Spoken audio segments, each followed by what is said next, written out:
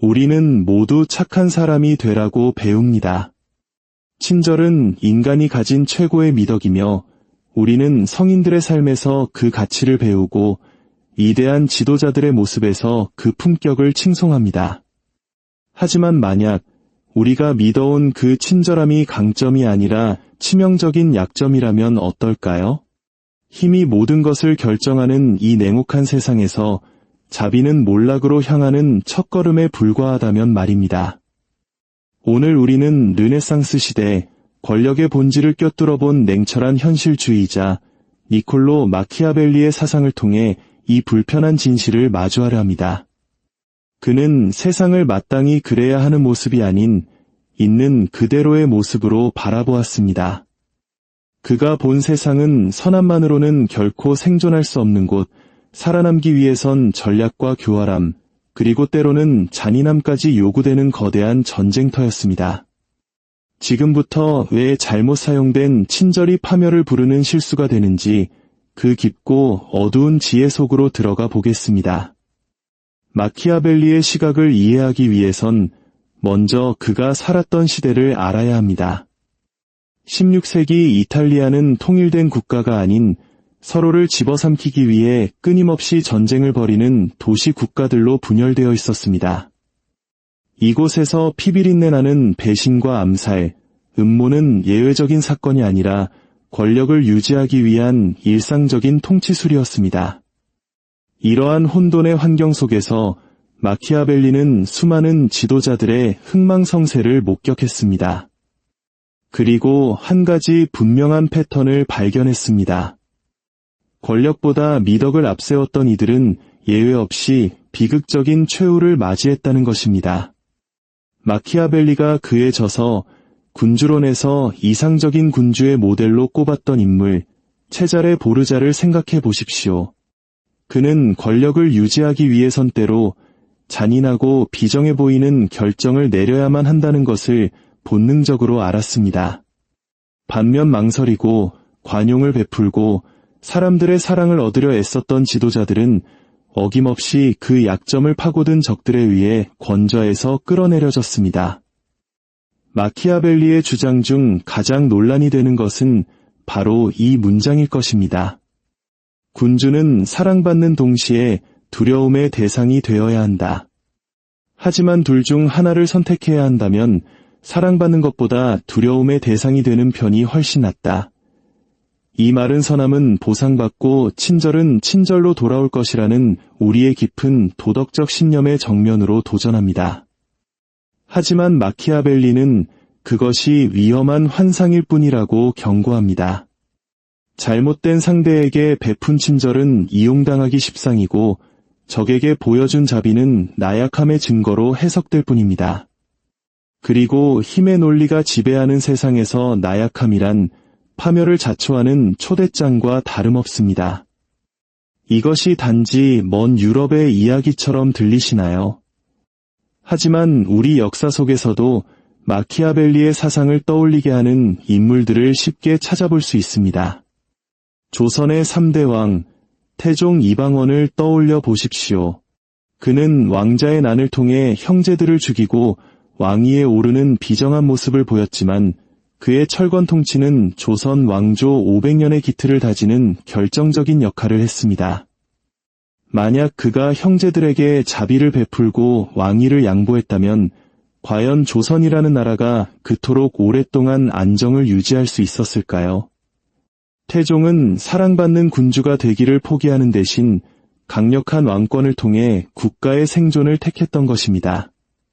반면 선한 의도가 비극으로 이어진 사례도 역사는 똑똑히 기억합니다.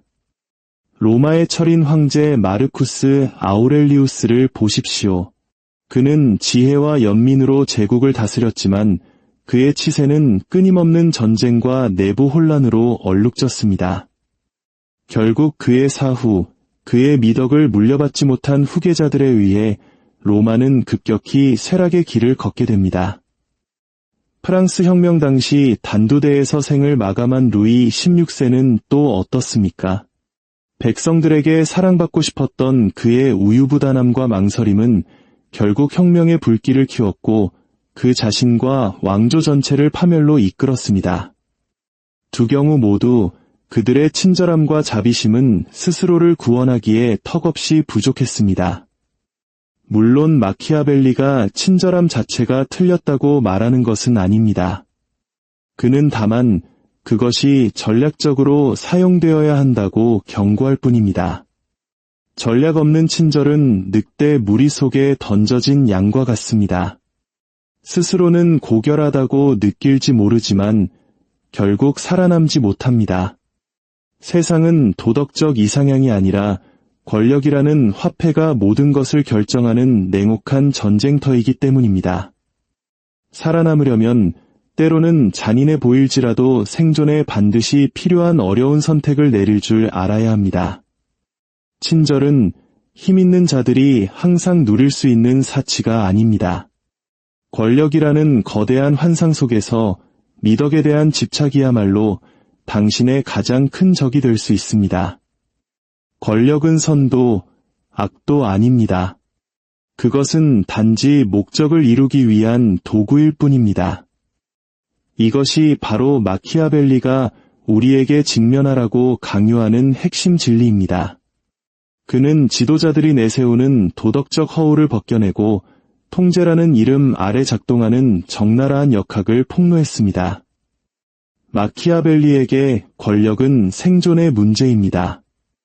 모든 결정이 철저한 계산하에 이루어지고 모든 자비로운 행동이 그것이 가져올 잠재적 결과를 저울질당하는 세상을 상상해 보십시오. 이것이 마키아벨리가 묘사하는 세계입니다. 목적이 수단을 정당화하고 나약함이 가장 큰 죄악이 되는 세상 말입니다. 그의 사상은 종종 폭정이나 무자비한 잔인함을 옹호하는 것으로 오해받곤 합니다.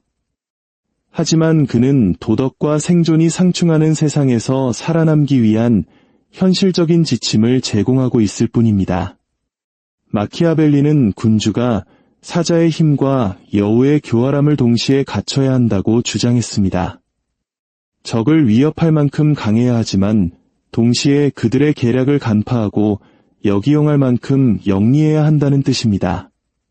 권력은 단순히 물리적인 힘이 아니라 전략과 예측, 그리고 변화에 적응하는 능력의 총체인 것입니다. 권력을 도구로 이해하기 위해선 그것이 본질적으로 도덕적이거나 비도덕적이라는 편견부터 버려야 합니다. 외과 의사의 메스를 생각해 보십시오. 숙련된 의사의 손에 들리면 생명을 구하는 도구가 되지만 살인자의 손에 들리면 생명을 앗아가는 흉기가 됩니다. 메스 자체는 선하지도 악하지도 않습니다. 권력 또한 마찬가지입니다. 마키아벨리는 우리에게 가르칩니다. 강자는 어떤 행동이 친절한가를 묻지 않고 필요한가를 묻는다고 말입니다. 역사는 이러한 권력의 본질을 이해했던 지도자들로 가득합니다. 영국의 엘리자베스 1세 여왕을 보십시오.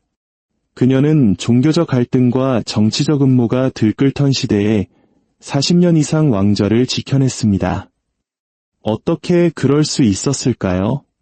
힘과 외교의 균형을 맞추고 필요할 때는 가차없는 결정을 내렸기 때문입니다. 나폴레옹 보나파르트의 부상도 마찬가지입니다. 그는 권력이란 주어지는 것이 아니라 쟁취하는 것임을 알았습니다. 군사적 천재성과 정치적 교활함의 조합을 통해 그는 프랑스를 유럽의 지배자로 만들었습니다. 이 지도자들은 항상 친절하지는 않았지만 효과적이었습니다. 그리고 권력의 세계에서는 결국 그것이 가장 중요합니다. 하지만 권력에는 대가가 따릅니다. 그것을 효과적으로 휘두르기 위해선 기꺼이 희생을 감수해야 합니다. 너무 친절한 군주는 사랑받을지는 몰라도 존경받지는 못할 것입니다.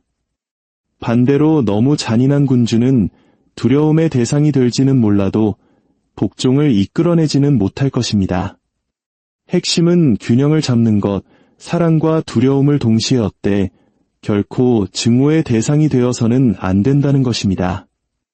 마키아벨리의 통찰은 르네상스 시대에만 국한되지 않습니다. 그 메아리는 현대 정치와 비즈니스, 심지어 개인적인 관계의 복도까지 울려 퍼지고 있습니다. 권력이라는 게임의 본질은 변하지 않았습니다. 단지 선수들이 바뀌었을 뿐입니다. 친절이 종종 나약함으로 오해받는 세상에서 마키아벨리의 가르침은 생존에는 미덕 이상의 것, 즉 경계심과 전략, 그리고 필요한 일을 기꺼이 실행하려는 의지가 필요하다는 것을 일깨워줍니다. 약함은 단순한 결점이 아닙니다. 그것은 적을 끌어들이는 초대장과 같습니다. 약하게 보인다는 것은 곧 강력한 자들의 게임에서 장기말이 되고 표적이 되겠다는 선언과도 같습니다. 힘을 과시하지 못하는 지도자는 필연적으로 전복될 것이라고 마키아벨리는 경고했습니다. 권력이 모든 것을 움직이는 세상에서 망설임과 우유부단함이 설 자리는 없습니다. 당신이 취약함을 드러내는 순간 적들은 공격의 기회를 잡을 것입니다. 마키아벨리의 철학은 인간 본성에 대한 냉혹한 이해에 뿌리를 두고 있습니다. 그는 인간이 본질적으로 이기적이고 기회주의적인 존재라고 믿었습니다. 그런 세상에서 친절과 자비는 종종 이용해야 할 약점으로 간주됩니다. 결단력 있게 행동하기를 주저하고 두려움의 대상이 되기보다 사랑받는 것을 우선시하는 지도자는 위험한 게임을 하고 있는 것입니다. 그는 사랑보다 두려움이 더 신뢰할 수 있는 동기부여 수단이기 때문에 사랑받는 것보다 두려움의 대상이 되는 것이 낫다고 주장합니다. 사랑은 변덕스러울 수 있지만 두려움은 언제나 일정하기 때문입니다. 역사는 이 진리를 이해하지 못했던 지도자들의 실패 사례로 가득합니다. 서로마 제국의 마지막 황제 로물루스 아우구스툴루스는 우유부단함과 타인에 대한 의존으로 통치 기간을 보냈고 결국 게르만 용병대장 오도아케르에 의해 폐위되었습니다. 러시아의 마지막 차르 니콜라이 2세의 운명은 어떻습니까? 나라 전체에 퍼져가는 불만을 해결하지 못하고 무력 사용을 주저했던 그의 태도는 결국 러시아 혁명을 촉발시켰고 온 가족이 처형당하는 비극으로 끝났습니다. 이 지도자들은 사악하지 않았습니다. 그들은 단지 약했을 뿐입니다. 그리고 권력의 세계에서 약함은 가장 큰 죄악입니다. 친절이 당신을 보호해 줄 것이라는 믿음은 가장 위험한 환상 중 하나입니다.